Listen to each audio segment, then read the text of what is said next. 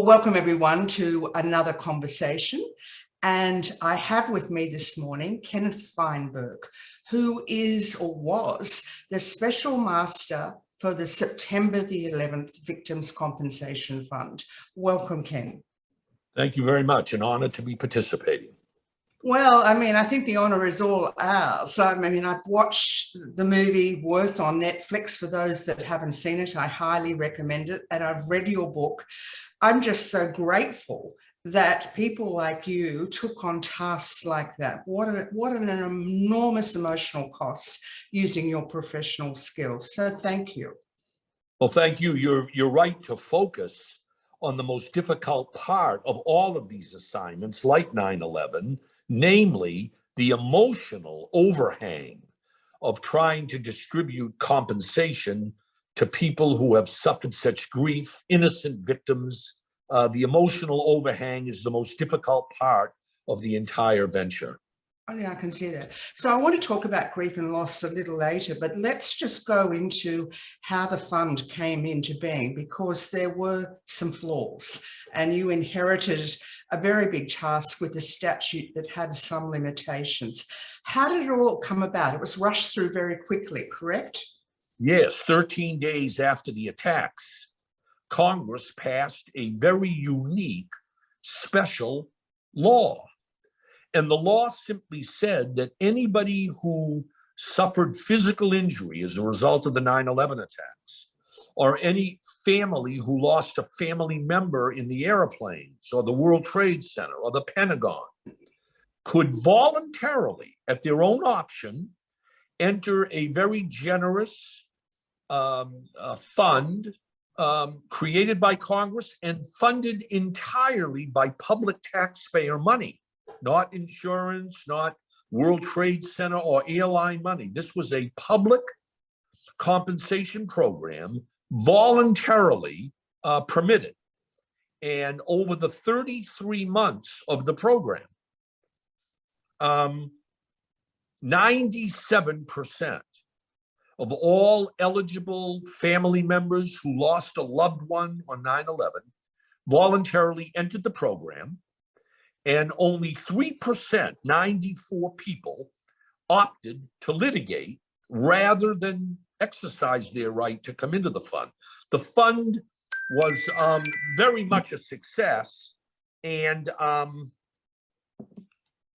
we expended $7.1 billion of taxpayer money to 5,300 eligible victims.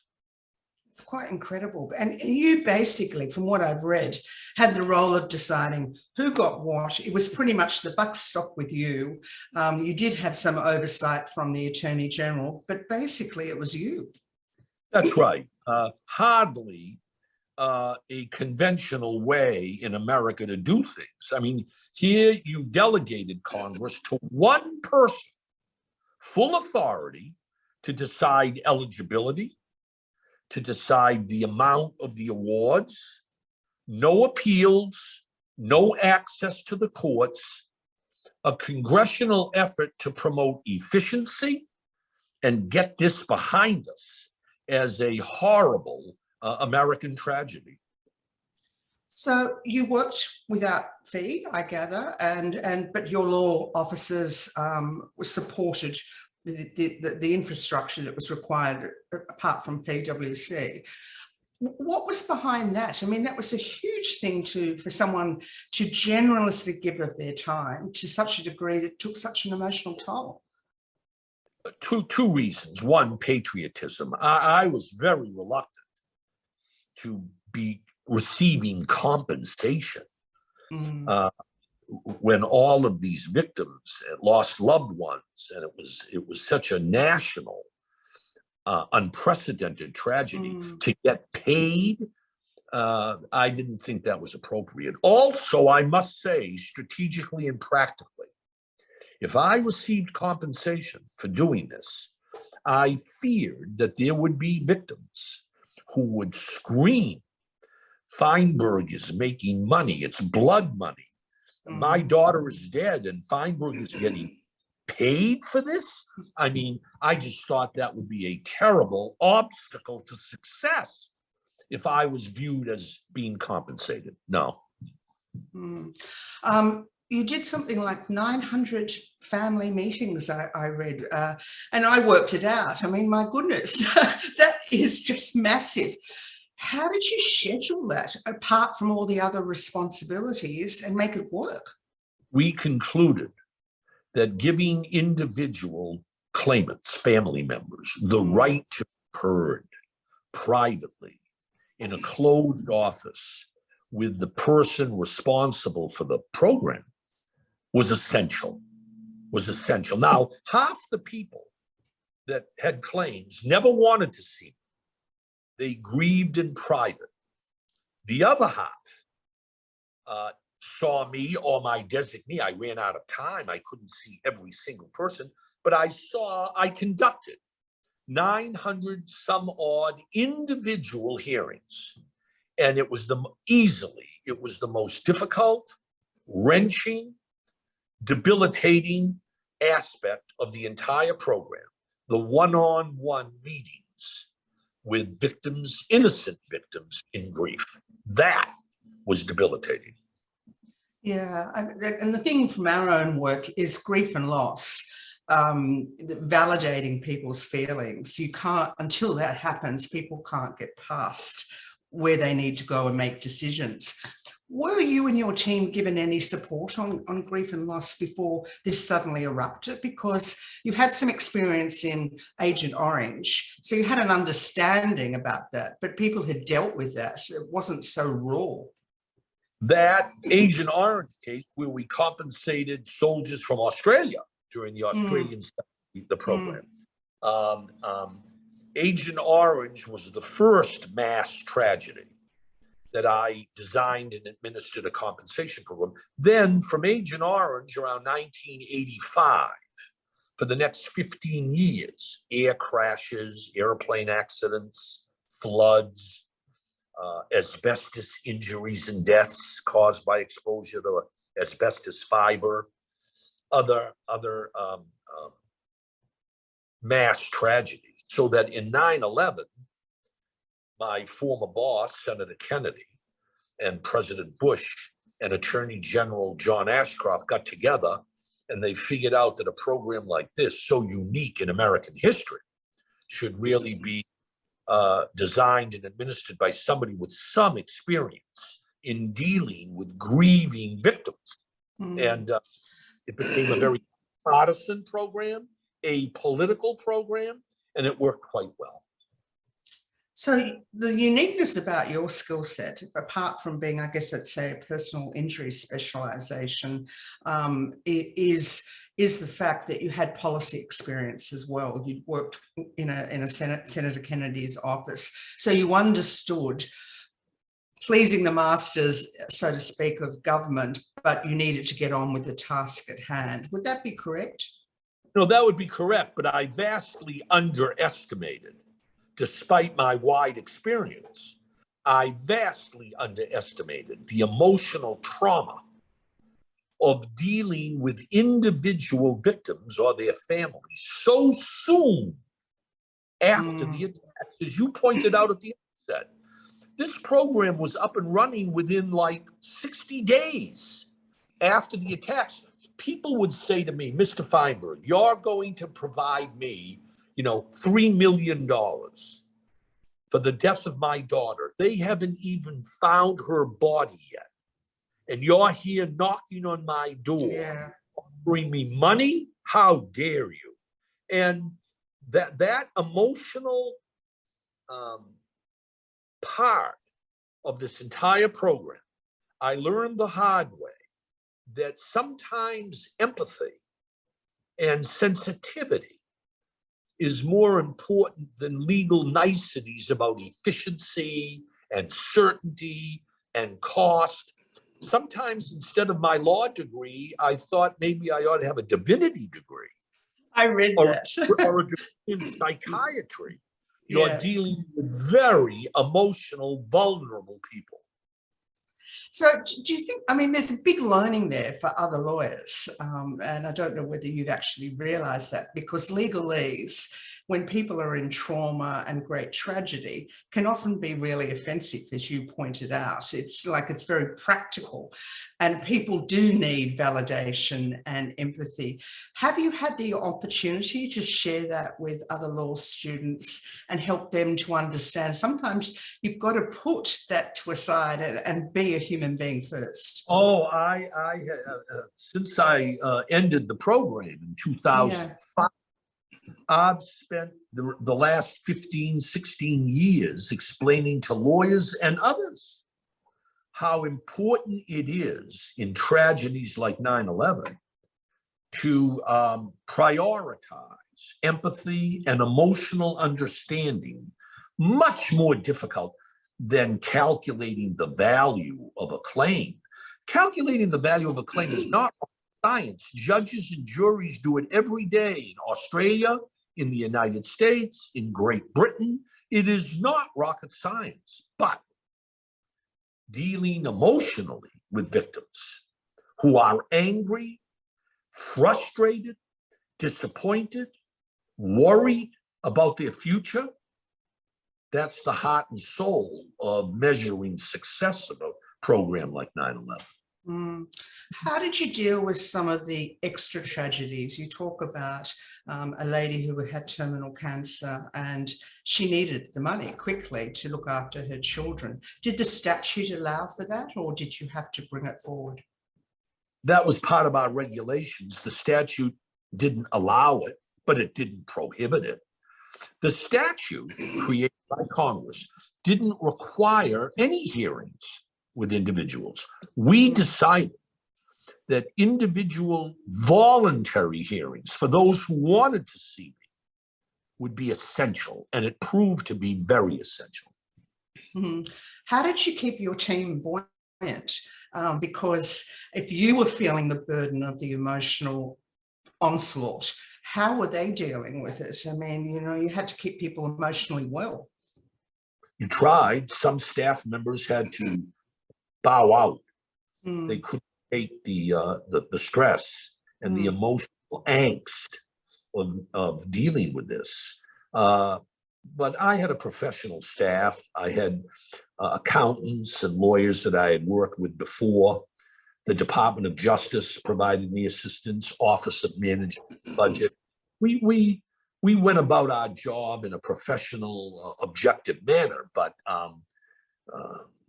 you know, I still suffer the stress of remembering some of those horrible situations that we confronted. I'm sure you do. I mean, PTSD and all of those things in your profession are very, you know, are very evident. So I hope you're looking after your health these days, because it's a big deal.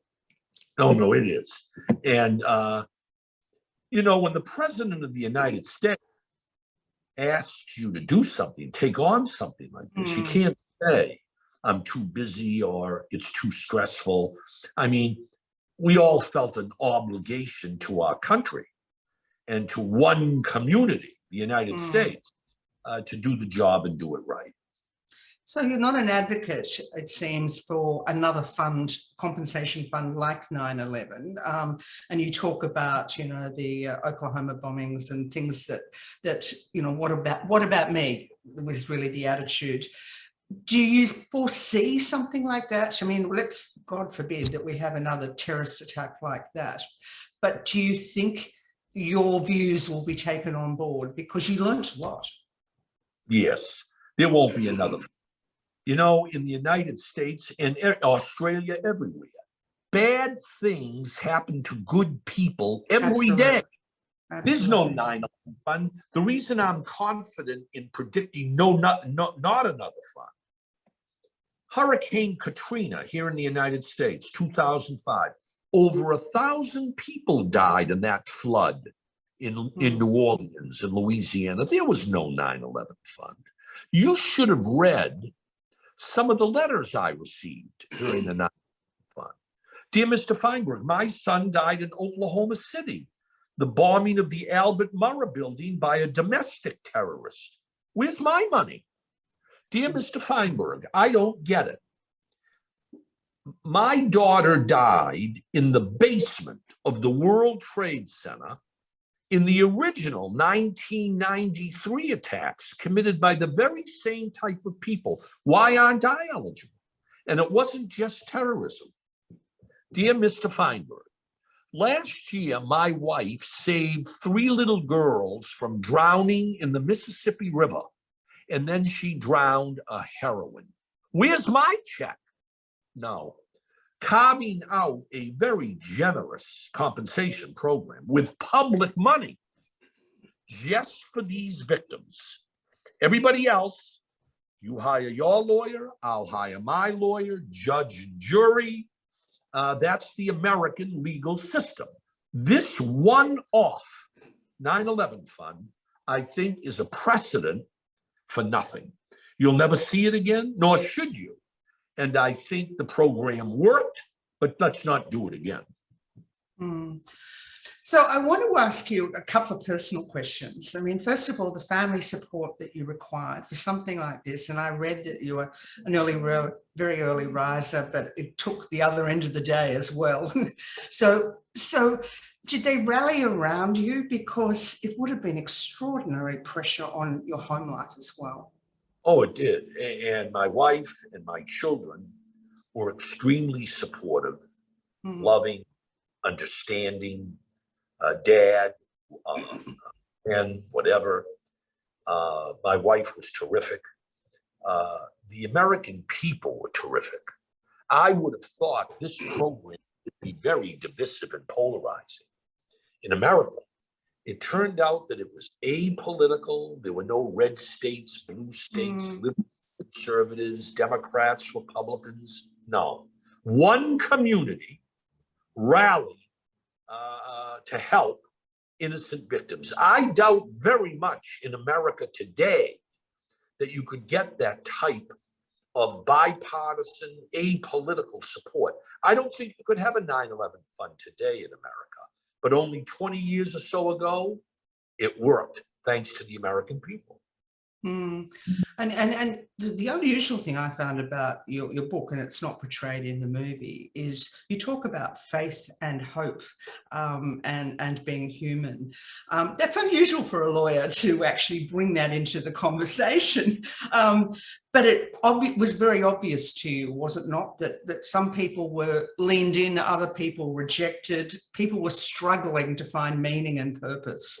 Oh, I think that's right. You've read my book. I can see very, very carefully. There were some people who came to me angry. How could God allow this to happen? I'll never step foot in a church again. And then there were people that came to me, Mr. Feinberg, my husband is in a better place. It renews my faith in God and in religion. What I found so astounding was the incredible diversity of how individuals react to instant tragedy. Some hold on to religion, some declare religion to be a farce, and there are as many approaches as there are diversity in human nature. You may think you know how someone will react, but when you meet with them, it can be altogether different. So I guess I want to ask about the book and the movie. I mean, I am so glad that you wrote that book and told that story, because often, great stories are not told. People don't take the time. Did it come to you, or did a publisher approach you, and how did the movie come about?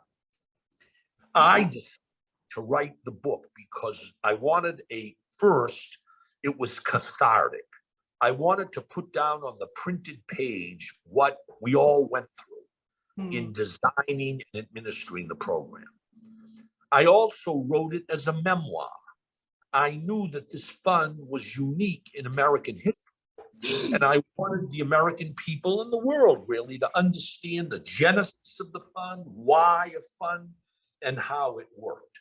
I never thought that the book would become a movie. In fact, I sold the book rights to a movie producer in, I think, 2007. Wow, 2007. that's a long time ago. They did not even have a movie script prepared until 2017, 10 years later. They didn't start filming until 2018. And I was dubious and skeptical that a movie could accurately convey what we went through. But the screenwriter, Max Borenstein, wrote a very good script. Michael Keaton and Amy Ryan and Stanley Tucci, they played wonderful roles. And although the movie takes a fair amount of dramatic license, as it must, in putting a book to the screen, overall, I think the movie does a pretty good job of conveying what we went through. I actually agree, having read the book and watched the movie. I thought the dramatic license, I mean, yes, that's popular culture in movies, but I was waiting for those parts in your book. And yeah, I think it's reasonable. Now, my children, of course, are harsh critics. Dad, Michael Keaton is wonderful in the movie. But Dad, he really should stick to Batman or Beetlejuice, because he didn't accurately convey you. But I think overall, Michael Keaton did a splendid job.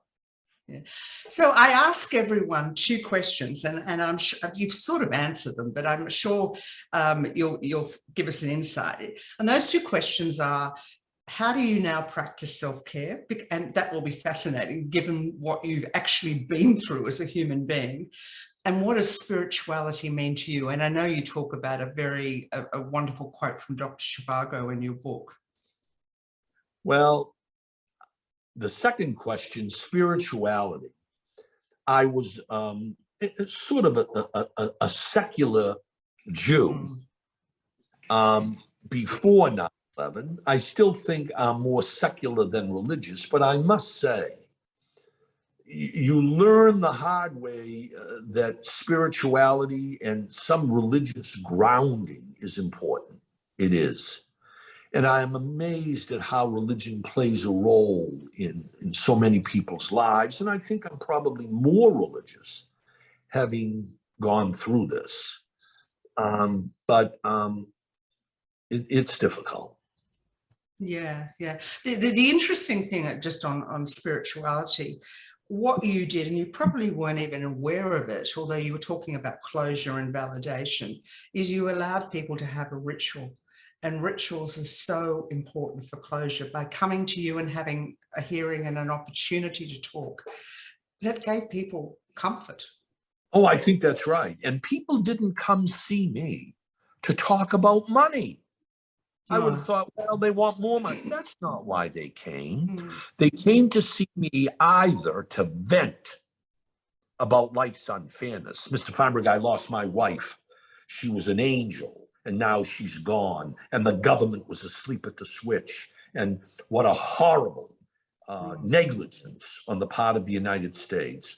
Or, nope, they come to see me to validate the memory of a lost loved one. Mr. Feinberg, I lost my husband. We were married for 25 years. He was my rock.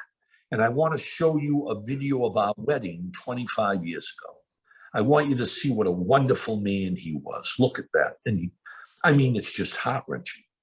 Not about. So last question, if you were to give other lawyers, because we have an audience of nearly 26,000, many of those are legal people, advice that operate in this area of the law, maybe probably personal injury, workers' compensation, all of those, what would it be from what you've learned? I've learned that there are many, many great lawyers in the United States. And I learned from Agent Orange in the 1980s, there are fabulous lawyers in Australia. Competence, legal skill, I'm not sure it's even half of it. Do you have the degree of empathy? Can you put yourself in the other person's shoes? Can you exercise wise judgment so that it's not adversarial? It's more trying to get to a consensus, to yes, on how to resolve a dispute. how to deal with an adversary. The human part of lawyering, that's what I learned most from the 9/11 Fund. Thanks for joining us, Ken. Thank you very much. And I'm honored to have been invited, and I hope I'll be able to return. I've been to Canberra, and I hope I'll be able to return someday. And thank you very much for this opportunity.